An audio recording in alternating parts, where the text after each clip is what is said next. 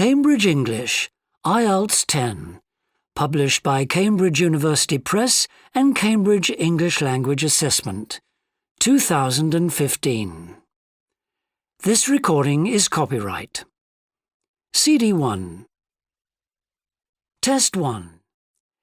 You will hear a number of different recordings and you will have to answer questions on what you hear. There will be time for you to read the instructions and questions, and you will have a chance to check your work. All the recordings will be played once only. The test is in 4 sections. At the end of the test, you will be given 10 minutes to transfer your answers to an answer sheet. Now turn to Section 1. Section 1. You will hear a telephone conversation between a travel agent and a customer. First, you have some time to look at questions 1 to 6.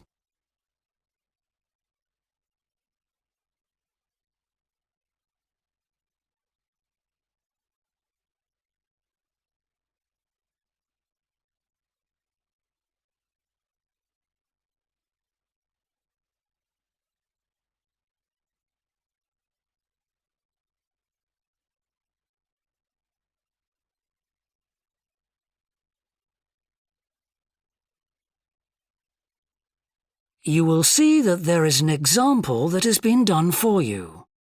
On this occasion only, the conversation relating to this will be played first.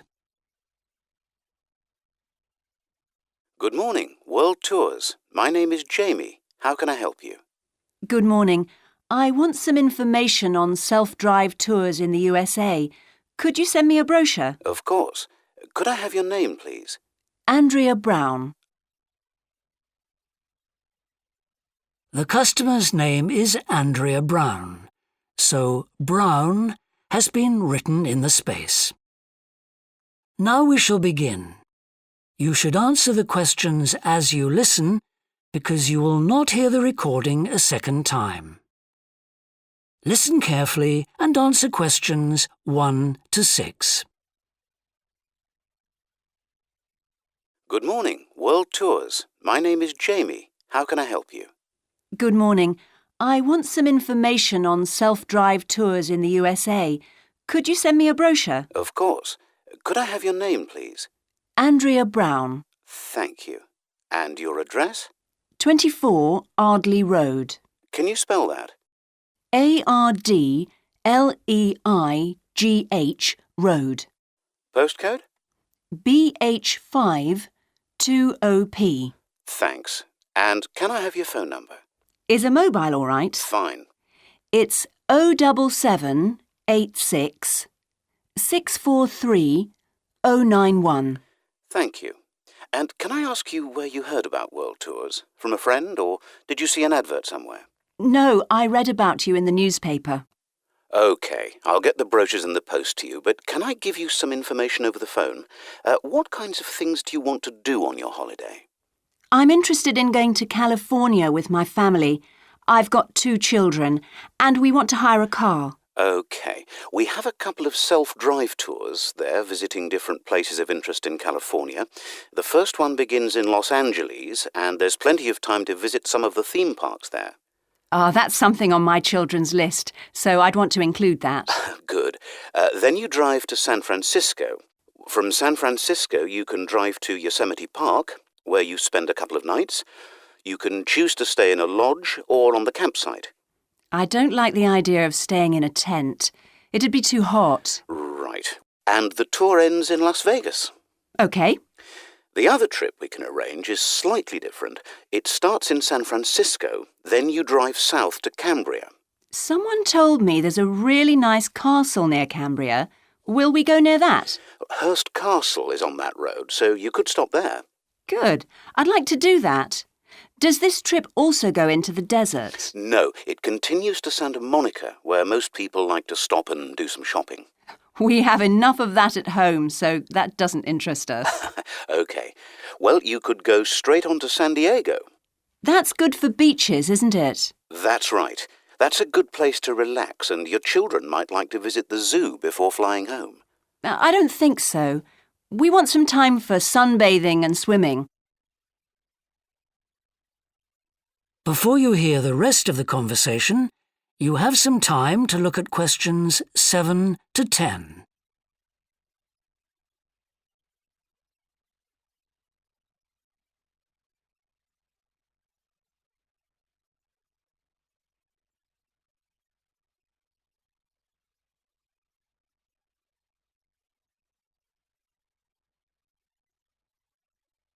Now listen and answer questions 7 to 10.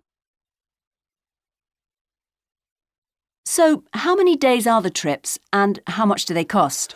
The first one I told you about is a self-drive tour through California, which lasts 12 days and covers 2,020 kilometres. The shortest journey is 206 kilometres and the longest is 632 kilometres. The cost is £525 per person. That includes accommodation, car rental and a flight, but no meals. OK. And the other trip? That lasts 9 days, but you spend only 3 days on the road. You cover about 980 kilometres altogether. So is that cheaper then? Yes, it's almost £100 cheaper. It's £429 per person, which is a good deal. So that covers accommodation and car hire. What about flights? They aren't included, but these hotels offer dinner in the price. OK. Well, thank you very much. I'll be in touch when I've had a chance to look at the brochure. I'm pleased to help. Goodbye. Goodbye. That is the end of section 1. You now have half a minute to check your answers.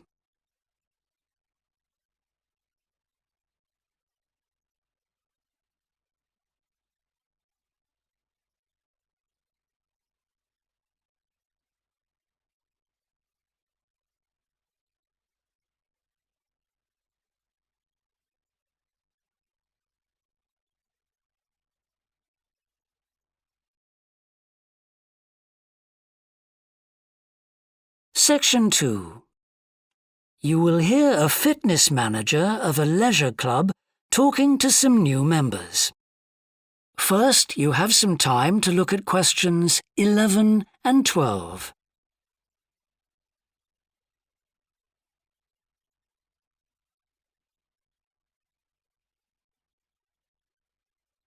Now listen and answer questions 11 and 12. On behalf of LP Clubs, I'd like to welcome you all here today. My name's Sandy Fisher, and I'm one of the fitness managers here. Before we start our tour of the club, I'll just run through some basic information about the facilities we have here, including recent improvements, and explain the types of membership available.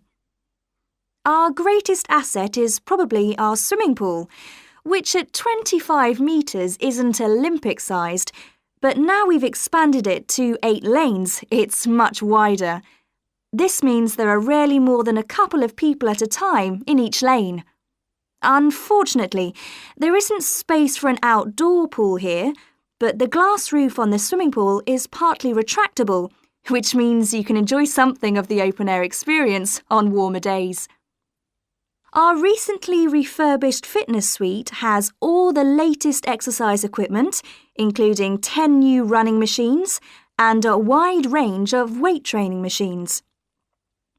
Each member is given full training in how to operate the equipment, and there is always a trainer on duty to offer help and advice. Although we do have adult-only times after 6 and at certain times at weekends, children are well catered for.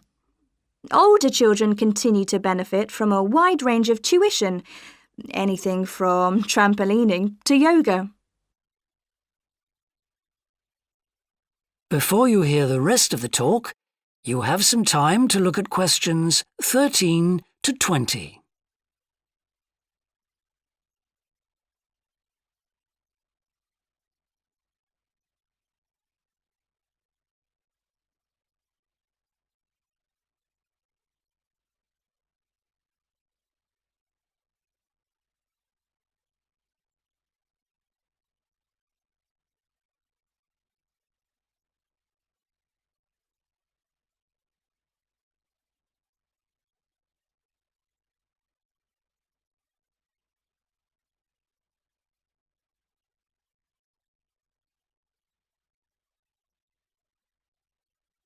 Now listen and answer questions 13 to 20.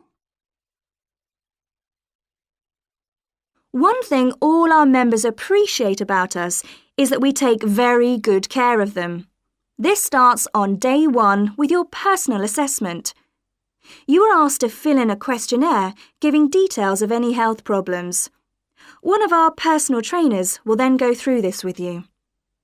The trainer will then take you through the safety rules for using the equipment in the fitness suite. During your next exercise session, a personal trainer will work with you to make sure you understand these. It's very important to do this because we really do want to avoid having any sports injuries. There's a lot more to looking after yourself than simply lifting weights.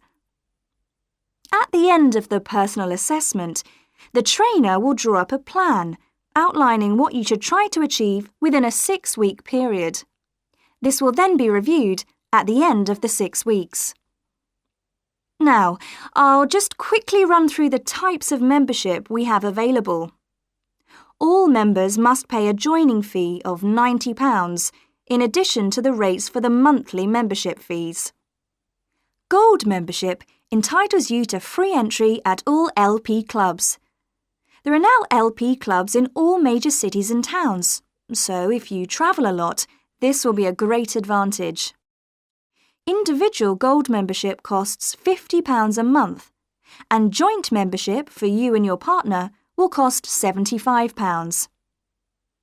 Premier membership is for professional people whose work commitments make it difficult for them to use the club during the day, and so LP gives booking preferences to Premier members at peak times. This means you'll find it easier to book the sessions at times that suit you. Reciprocal arrangements with other LP clubs are available to Premier members. Premier membership is for individuals only, but you'll be sent passes for guests every month. The monthly fee is £65. You don't have to have any special clothes or equipment when you visit the club. We provide robes and hairdryers in the changing rooms, but it's very important to remember your photo card because you won't be able to get in without it. For people who aren't working during the day, That is the end of section 2. You now have half a minute to check your answers.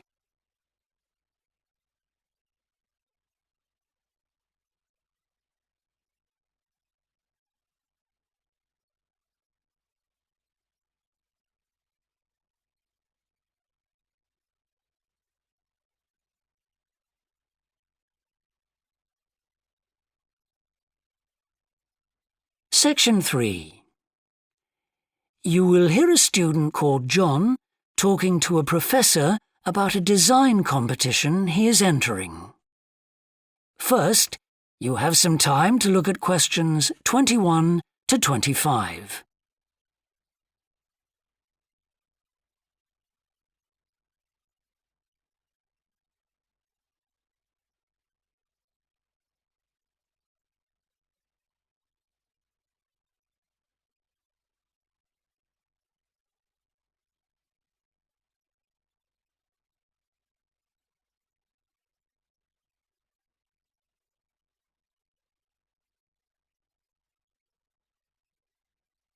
Now listen carefully and answer questions 21 to 25.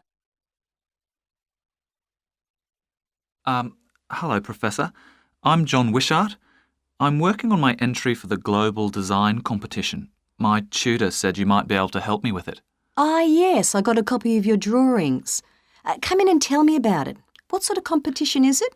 Well, it's an international design competition, and we have to come up with a new design for a typical domestic kitchen appliance. I see. And are there any special conditions? Does it have to save energy, for example?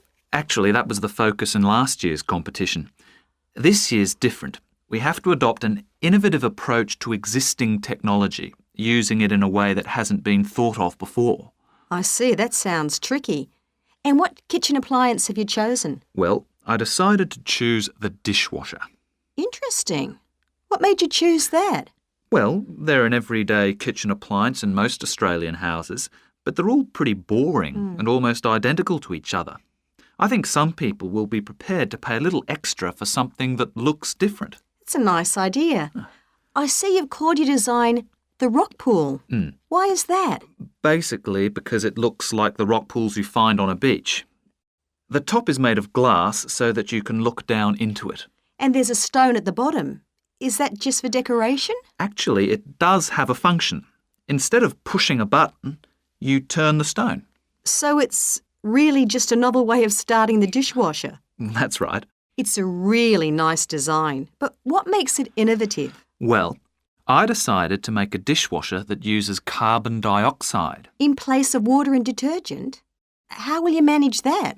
The idea is to pressurise the carbon dioxide so that it becomes a liquid. The fluid is then released into the dishwasher where it cleans the dishes all by itself. Sounds like a brilliant idea.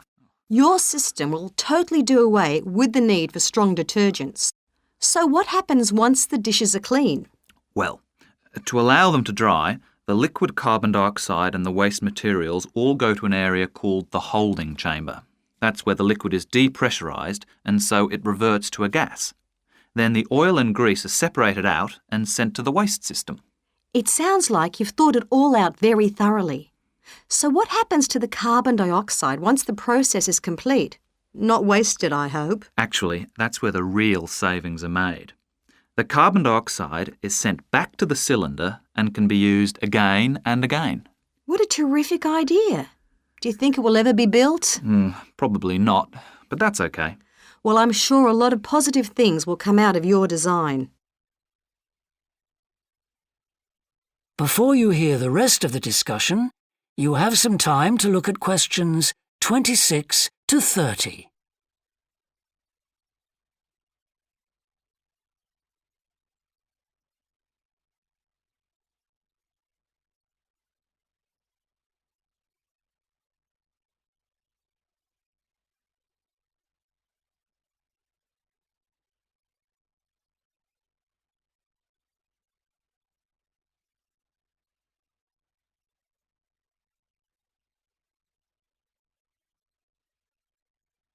Now listen and answer questions 26 to 30. Now, you seem to have thought about everything, so what exactly did you need me to help you with? Well, my design has made it to the final stage of the competition, and in a few months' time I have to give a presentation, and that's the part I was hoping you could help me with. Right, well, that should be easy enough. What have you managed to do so far? Well, I've got detailed drawings to show how it will work, and I've also written a 500-word paper on it. I see. Well, if you want to stand a good chance of winning, you really need a model of the machine. Yes, I thought I might, but I'm having a few problems. What's the main difficulty so far? Let me guess. Is it the materials? Yes. I want it to look professional, but everything that's top quality is also very expensive. Look, projects like this are very important to us. They really help lift our profile. So why don't you talk to the university about a grant? Oh, I can help you fill out the application forms if you like. that would be great. You'd better show me this paper you've written as well. For a global competition such as this, you need to make sure the technical details you've given are accurate and thorough. Oh, that would be a great help. Is there anything else I can do? Well, I'm really nervous. That is the end of section 3. You now have half a minute to check your answers.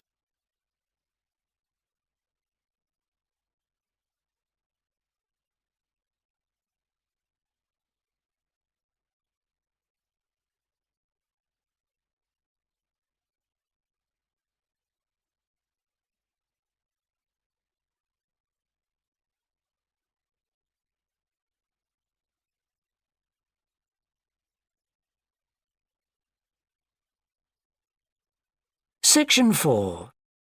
You will hear a university lecture about an endangered bear in British Columbia, Canada, known as the spirit bear.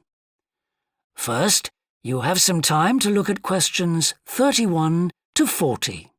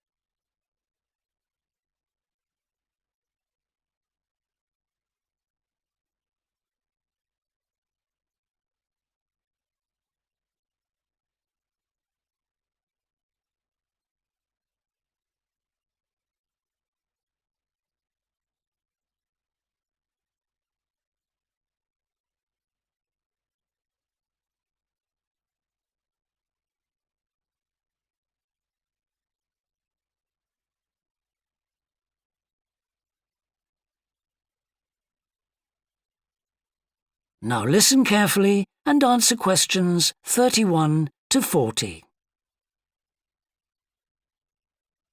Today, we continue our series on ecology and conservation with a look at a particularly endangered member of the black bear family.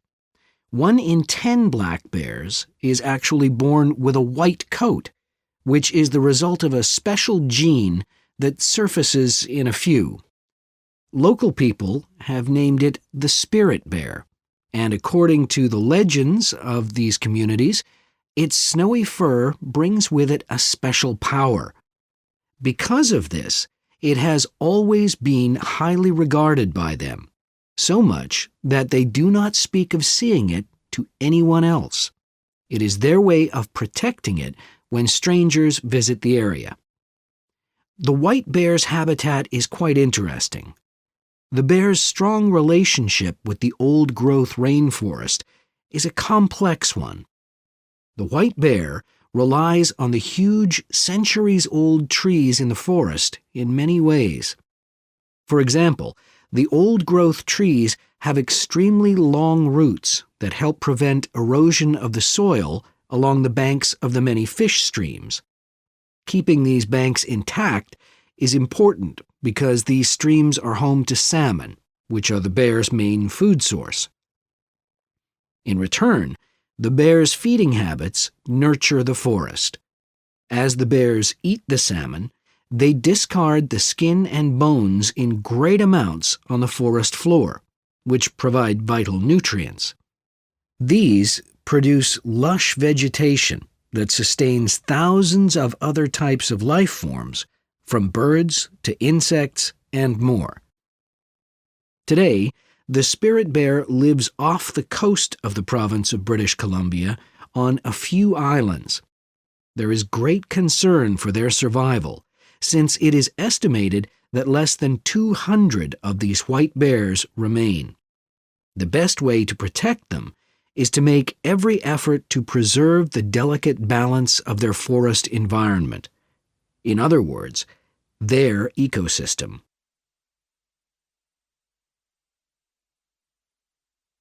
The greatest threat to the bear's existence is the loss of its habitat. Over many years, logging companies have stripped the land by cutting down a large number of trees. In addition, they have built roads which have fractured the areas where the bear usually feeds, and many hibernation sites have also been lost. The logging of the trees along the streams has damaged the places where the bears fish. To make matters worse, the number of salmon in those streams is declining because there is no legal limit on fishing at the moment. All these influences have a negative impact on the spirit bear's very existence, which is made all the more fragile by the fact that reproduction among these bears has always been disappointingly low. And so, what's the situation going forward?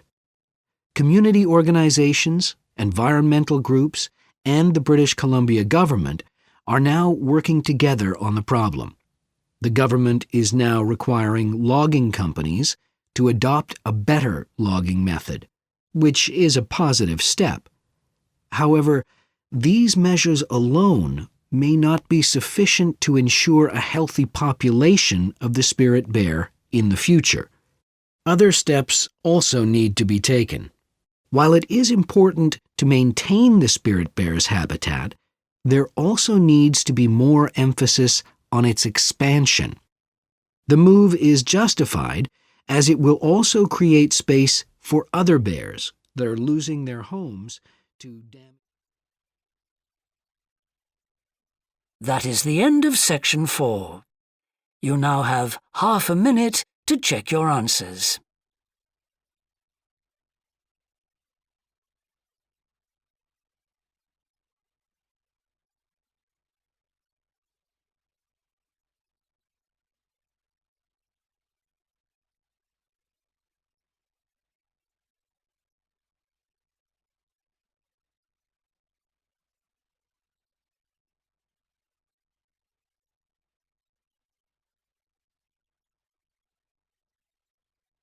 That is the end of the listening test. In the IELTS test, you would now have 10 minutes to transfer your answers to the answer sheet.